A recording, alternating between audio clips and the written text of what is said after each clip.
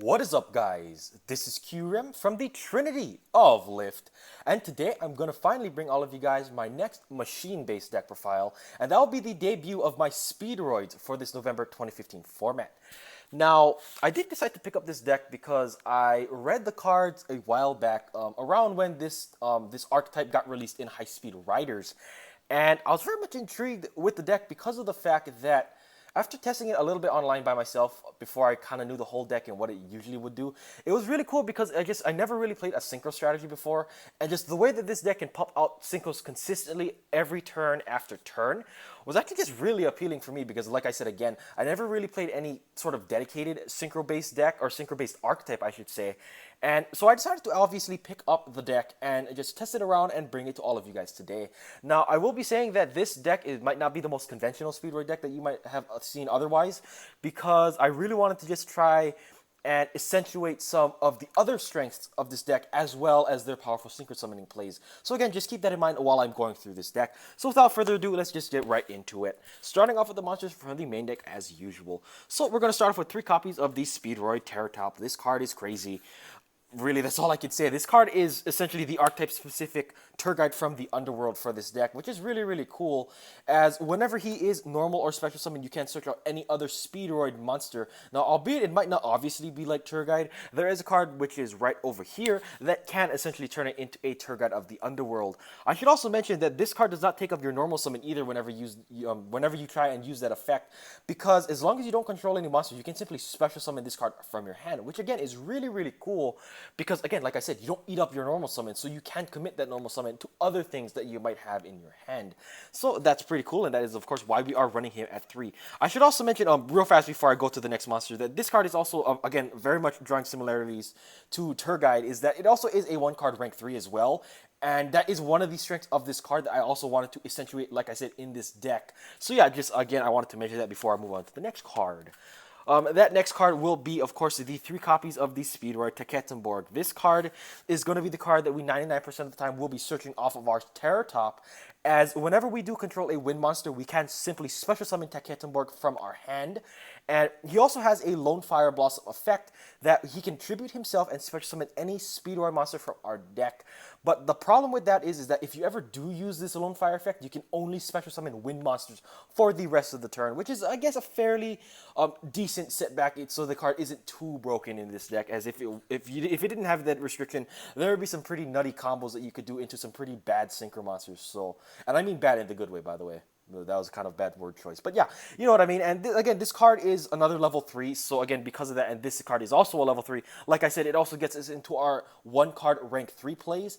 And the benefit from that actually is that you don't get Tekettenborg's restriction of only special summoning wind monsters, because like I said, you only get the restriction put on yourself if you do use the Lone Fire Blossom effect. So because of that, again, it's just another cool interaction that this deck does have to give us a more wide, versatile amount of plays. So yeah, that was the 3 Tekettenborg. Moving on, we have our 3 Wolf Barks of the deck, essentially, and the 3 copies of Speedroid Double Yo-Yo. As, again, very similarly to Wolf Bark, whenever this card is normal summoned, we can target any other Speedroid in our graveyard and special summon it simply. So, again, it just helps us get another 1-card extra deck play in our deck again, and it just helps us get some big power plays within the mid and the late game. Moving on to the Speedroid tuners of the deck, we have 2 copies of the Speedroid Red-Eye Dice. Now, this card is pretty cool, as majority of the time you'll be summoning this off of Tekettenborg's Lone Fire effect, as whenever Speedroid Red-Eye Dice is normal or special summoned, you can target any other Speedroid on your side of the field and change its level between 1 and 6. So that's pretty cool, because again, because it is a level 1 tuner itself, you can essentially get any synchro monsters that you want between levels 2 and 6, albeit there is no really good level 2 synchro that I can think of besides Formula, but that wasn't relevant anyway. So yeah, essentially for relevance of this deck, we can get any level 4 through 7 synchro monster onto our board with this card plus any other Speedroid, usually going to be Terratop. And again, it's just a really good tuner to have, because again, it gives you just a good amount of versatile plays that you can go into whenever you feel like it. I felt that 3 was kind of cloggy though, because you really don't want to draw into this card, because you really cannot special summon it out of your hand because of it. So usually you'll be wanting to just try and summon it off of Tekettenborg, which is why I felt that 2 was fine. 3 was, again, just really cloggy for me. Moving on to the other tuner of this deck, we have the 2 copies of the Speedroid Tri-Eye Dice. Now, this card is pretty cool because it is a Necro Gardener for the deck. Whenever it is in your graveyard, you can banish it and then negate the next attack, I believe it says. Or let me read it. Yeah, it does say negate the next attack that happens, which is, again, pretty cool. So, because, again, it is a tuner and you'll be using it for those synchro plays. Whenever it is, again, in the graveyard, we can either use it for Speedroid Yo-Yo's effect to summon itself so we can get some level 7 synchros going on.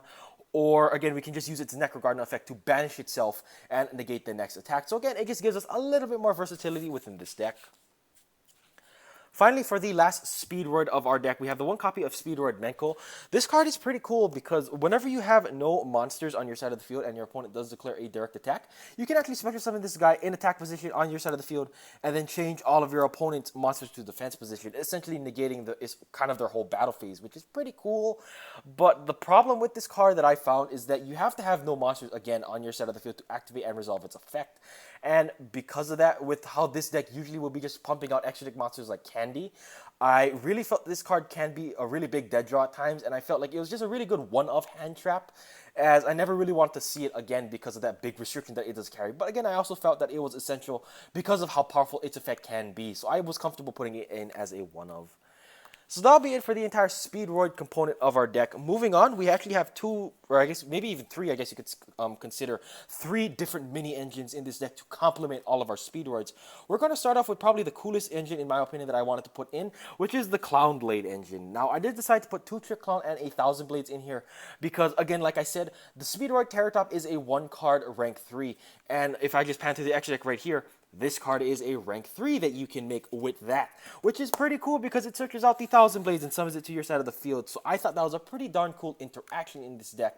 And so, of course, to pair the Thousand Blades with something, I decided to put the 2 Performance Trick Clowns in here because we do have a couple of discarding outlets. So if we ever do draw into the Trick Clown, actually, we can usually not have a problem of getting it into our graveyard from our hand to, again, use its effect and hopefully set up that Clown Blade combo. And just in general, this is a really good level 4 to use for our rank 4 plays and some synchro plays because, again, it just is a free recurring level 4 in our deck. And again, also paired with the Thousand Blades, you guys probably can guess how broken these cards can be together. So yeah, we are including a little Clown Blade engine in this deck. Then we're also running a little Geargia engine in this deck to help us with our consistency on turn 1. I'm running the 2 copies of the Augur and the 1 copy of Accelerator because, again, I felt that this deck did have a lot of problems going turn 1 because there wasn't a lot of good normal summons to open with except Terratop, really. Because on your turn 1, Double Yo-Yo is dead because you probably won't have any Speedroids in your grave on your first turn. So because of that, I really just wanted to have more relevant plays to go forward. And that is also why I did decide to include the Geargia engine because, again, it gets us a turn 1 Geargigan X first turn, which can subsequently search out our Speedroid Terratop, which is, again, a really good setup play that we can open with. So that is why we are running these guys. And then finally, for the last 2, I guess you could say this is like a mini Earth engine, sort of. We run the 1 copy of Mathematician and the 1 Glow Up Bulb. Mathematician is, of course, in here to help us toolbox our performages in here. Excuse me, not performages, just our Trick Clown, and to also help us set up that Clown Blade combo if we need it by sending the Thousand Blades. And we also can use it, again, to some better degree in our synchro plays because we can use the Glow Up Bulb with the Mathematician, essentially dumping that to get us into either a 1-card level 4 synchro play, or we can just generally use it to dump the Glow Up Bulb for any other synchro that we might need it for. So yeah, that will round off the monster lineup. Moving on to the spells, we start off with probably the best spell ever. We have 3 copies of the Speed Recovery. This card is really, really cool because essentially it's a normal spell card that whenever you do activate it from your hand, you can simply special summon any Speedroid monster from your grave. And then if that wasn't a solid effect by itself, during the turn that this card wasn't sent to the grave, you can essentially banish the spell and add any other Speedroid from your graveyard to your hand. So essentially, it just really helps you have recurring monsters that you can use, as it constantly can special summon any Speedroid that you might want from your graveyard, including your synchro monsters, as well as can also get you back things like your Terratop from graveyard after you've activated it, which is also really, really cool. And again, it's just a really, really strong spell card in my opinion. Moving on to the other spells, it's just really standard synchro deck spell cards, I guess you could say. We have the 1 copy of Mind Control because we can take our opponent's monsters and then synchro with them. We have the 1 copy of 1 for 1 to help us get our Glow Up Bulb and or our Red Eye Dice out onto the field by discarding our cards, preferably the Thousand Blades and or the Trick Clown. We have the one copy of Foolish, again, like with Mathematician, it helps us toolbox a few of our graveyard-based effect monsters. We have the one copy of the Soul Charge because Graveyard Recursion is always really, really strong, and just making really big synchro plays like going into a Trishula is really nice. We have the one copy of Limited Removal because this card plus this card right here is a really cool OTK, so just having that OTK potential is really nice. We have the one copy of Raigeki for clearing boards, so our Chambaras can go for game pretty much. And then finally, of course, we have the 3 copies of Sargam because you guys know I religiously live by these 3 cards. So yeah, that'll be it for the whole spell lineup. Moving on to the trap cards, we have 2 copies of Mirror Force because I still don't have 2 copies of Blazing Mirror Force, which is what I prefer to run over these 2 cards. But again, you can also run the regular Mirror Force if you do so wish. We have the 1 copy of the Time Space because Screw Pendulum decks and Screw Cosmos, this card is pretty good against them. We have the 1 copy of Solemn because negating summons is really nice. We have the 1 Emptiness because negating special summons is also really nice. And then, of course, we have the 1 copy of Bottomless because this card is pretty darn good against any of those Pendulum decks as well. So yeah, that will run us off from our 40 card main deck. Moving on to the extra, we start off with the 2 copies of the Hyde Speedroid Chanbara.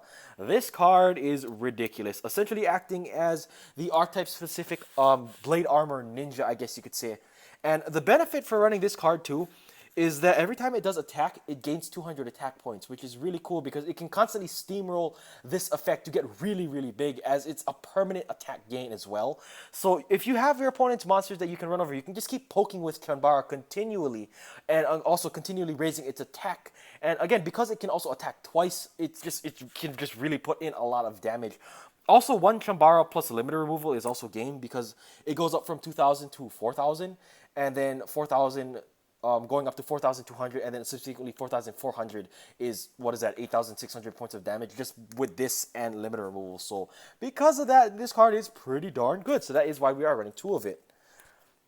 Moving on, we also have the 1 copy of High Speedroid Kendama because this card is essentially going to be our level 6 cowboy of the deck, and it also can be used whenever we do not have monsters, just have another monster on our board. If we again ever get hit by our Raigeki, we can ensure that we never will lose our board presence with the Kendama in our extra deck. Moving on to the generic stuff, we have 1 copy of Old Entity Hester because this is a win level 4 monster that we can summon even through Taketenborg's restriction. And it's pretty cool because it essentially can act as a pseudo Snatch Steal, which is pretty darn good. Then we have the 1 copy of Goyo Guardian because it's just a generic level 6 that we can use. We have the 1 copy of the Black Rose Dragon for board nukes. We have the 1 copy of Clearwing Synchro Dragon because this is another win synchro monster in our extra deck that we can use underneath Taketenborg, and it can be used to protect pretty much all of our extra deck monsters. Then we also have the 1 copy of Stardust because this deck can pretty much lose to Dark Hole and Raigeki sometimes, so we want to ensure that we have some kind of protection in our extra deck. Then we have the 1 copy of Trishula because this card is good. It's Trishula. And then finally the 1 copy of Leo to round off our synchros because this card is fairly relevant against things like Cosmo and Magispectors. So alright, moving on to the Xyz monsters, we of course, like I showed off earlier, we have the 1 copy of MX Saber Invoker because this card right here can summon the Thousand Blades straight from your deck and really help you just set up that Clown Blade combo ASAP, which is again really, really good because it gets you 2 level 4s for free almost every turn that you can recur that combo, which can lead to things like Trishula plays or rank 4 plays or other synchro plays, which are really, really cool in and of itself. Then we also have the 1 copy of Gear Gagan X again to complement that Gear Gear engine that we are running. Then we have the 1 copy of Dweller for just another good rank 4. And then the Castel. And then finally the 1 Karen Gorgon because this is probably the best card to make turn 1 if you ever can potentially set up that Clown Blade combo. So we are running those rank 4s. And then finally, of course, we are running the 1 copy of the Yusei token because I love this Yusei token. Alright guys, so that will be it for my Speedroid deck for this November 2015 format. I will say that this deck still is going to have to be tested in my opinion because I tested it a little bit and I really still want to work out some of the kinks in this deck, primarily for sometimes you can potentially brick in this deck even if I try to remedy that problem as much as I could. I will be trying to look for more ways to try and make this deck as consistent as possible still, but again this was the first list I wanted to bring all of you guys today because again I will highly recommend trying this deck out because it is hella fun, like believe me. The boards that you can sometimes make with this deck is absolutely obscene because you can just make probably just 2 of these guys actually, and these 2 guys right here are pretty scary because they can just poke for really big damage again by themselves. And again, there's just a lot of just cool plays that this deck can do. So again, hope you all very much did enjoy this profile. I did actually just realize that we are going fairly longer than usual, but again, it just gives you guys a little bit more video to be entertained with. So again, hope you all did very much enjoy this deck profile, and as per usual, This is QRim from the Trinity of Lift, and I'll see all of you guys later. Peace out.